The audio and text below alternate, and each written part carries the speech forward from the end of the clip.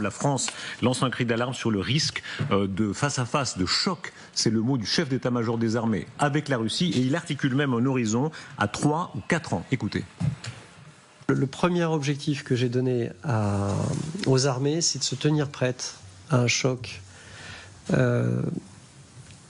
dans 3-4 ans qui serait une forme de test. Peut-être le test existe déjà sous des formes hybrides, mais peut-être plus violent.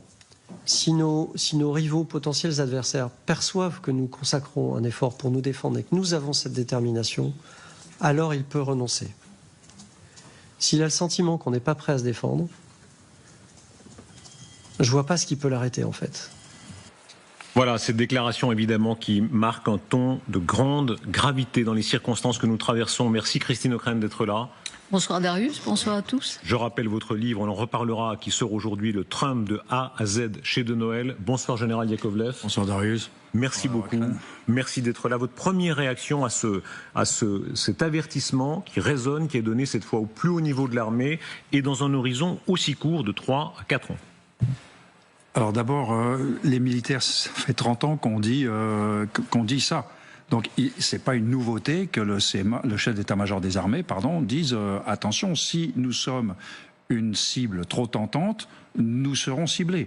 Le général Georges Lain disait le désarmement unilatéral de l'Occident finira par avoir des conséquences. Donc là, le nouveau chef d'état-major des armées, pour moi, énonce des réalités dures, mais pas nouvelles. Maintenant, sur 3 ou 4 ans, l'horizon, comme je suis pas très bon pour prédire, je le laisse faire les prédictions. Modestement, je me tiens dehors. Voilà. Il y a quand même quelque chose de nouveau. Pendant la guerre froide, régulièrement, on se préparait à la guerre, on le faisait. On ne disait pas, ça va être, attention, ça va être peut-être dans 3 ou 4 ans. La menace était permanente. Pourquoi est-ce qu'on a l'armée française qui vient nous dire maintenant, il y a des préparatifs précis. C'est ce dont nous parle chef des armées, et il y a un horizon. Non, mais je crois qu'il y a la dissuasion nucléaire, qui reste active et qui est sans arrêt remise à jour.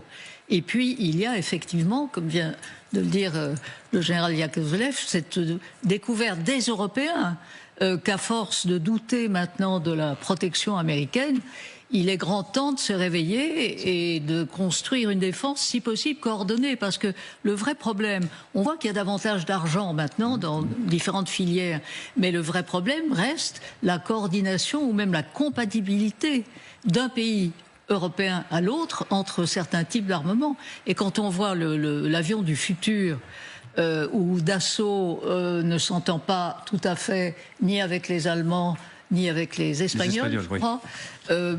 Voilà, on se dit, les industriels, c'est très